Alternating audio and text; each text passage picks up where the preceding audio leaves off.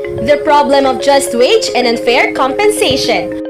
Welcome to the College of Business Administration and Management.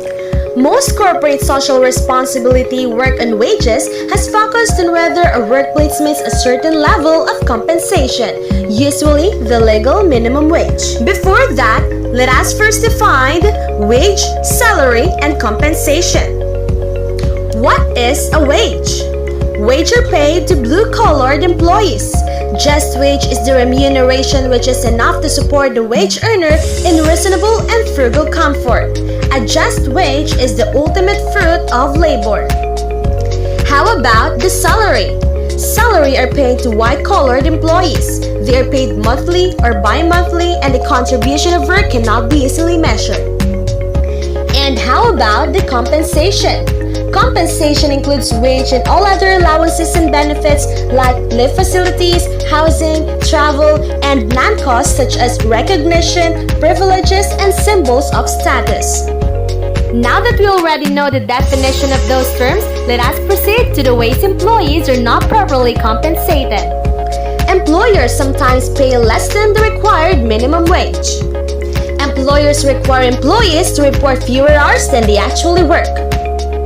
Employers incorrectly classify employees and pay them a straight salary no matter how many hours they work. Today's employees are not only working for money, but also place equal emphasis on other aspects of compensation. A good compensation package ensures retention and motivation. Retention as a compelling compensation plan helps to reduce the turnover rate of the company. And motivation compensation is the primary motivating factor to employees to continuously strive for greater height. Now let us proceed to the problem of just wage.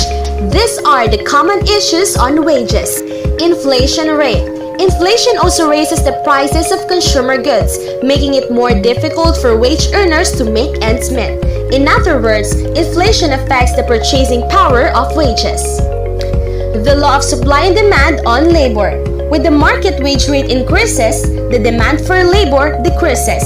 And as the market wages decrease below the equilibrium rate, the demand for labor greater than the supply, creating a shortage of workers. And now, these are some of the factors to consider the formulation of fair wages. Individual performances, job factors, cost of living, organizational factors.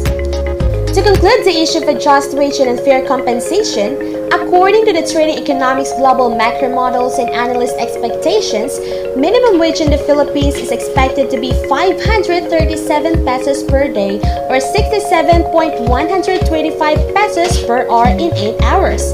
In the long term, the Philippine daily minimum wages is projected to trend around 590 pesos per day in the year 2020, and that is according to the econometric models. What do you think?